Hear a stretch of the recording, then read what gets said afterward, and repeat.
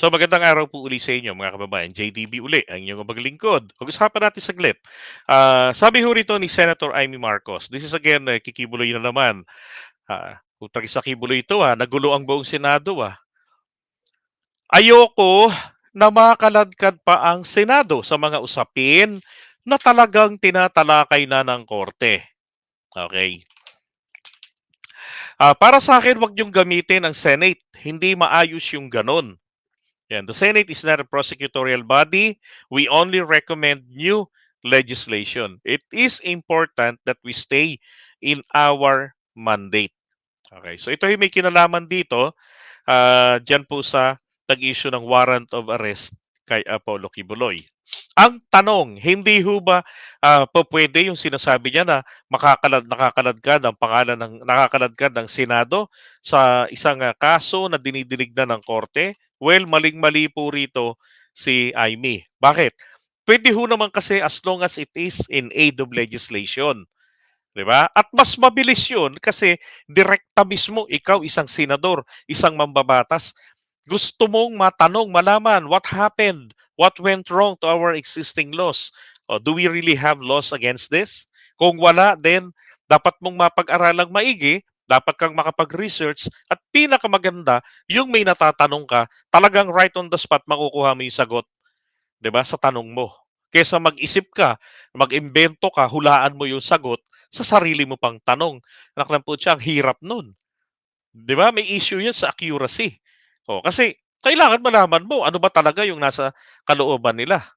So, ang sinasabi niya rito, katulad po ng kaso nung Camilong case, recently lang, 'di ba? Yung nga nag-walkout si Raffy Tulfo.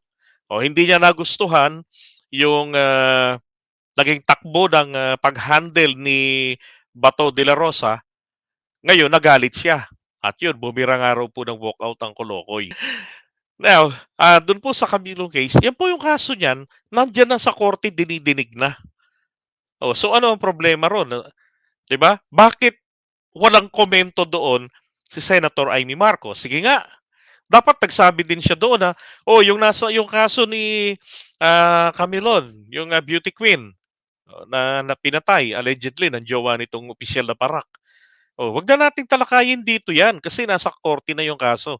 Wala namang ganong sinasabi si Amy, 'di ba?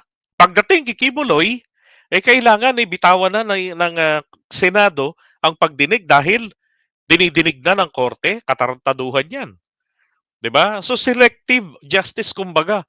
Itong gustong mangyari rito ni Senator Amy Marcos. Ito yung sinasabi ni Trillanes na etong mga alagad, yan, binya, senators are elected to be protectors of the weak and powerless and be the voice of the voiceless. 'Di ba? Ito yung maliwanag na maliwanag po na pagpoprotekta. Kasi kinukonsinti niya ang hindi pagpapaharap o ang hindi ho pagharap which is tantamount to pambabastos ni Kibuloy sa institusyon ng Senado. Maging kami nga ng lupo, nabubwisit kami, nagpa-file kami ng indirect contempt laban dun sa akusado na ayaw kaming siputin. Para talaga ito matuto dahil ang katuwiran, barangay lang yan, lupon lang yan. Sa pulis nga, di ako takot sa kanila pa. Pagka pina-indirect contempt namin, pinadadampot ng judge. Pag dinampot ng judge, kulong, papakulong. O, pagdating sa amin, schedule namin ng hearing, harap sa amin. 'Di ba? Ito naman kay Bato de la Rosa, hindi naman po ito pangungonsinti itong salitang ito. Ito ay pag-invite sa kanya na respetuhin mo ang Senado. Hindi niya lang kayang sabihin ng direktahang ganyan dahil baon din ito sa utang na loob at kalugar pa. 'Di ba? Kaya nga sabi niya, ako na magsisikyo para sa iyo. Yan na yung assurance na binibigay niya. Kung may papatay sa iyo, una muna akong tatamaan. Dapat sana ganito rin Senator Amy Marcos kaysa sa yung haharangin niya yung proseso dahil lang baon sa utang na loob. Umaasa yata ito o nagpapaniwala na makapagbibigay ng milyon-milyong boto etong kampo ni Kibuloy dahil nga sa ngayon Kibuloy was being oppressed by the government.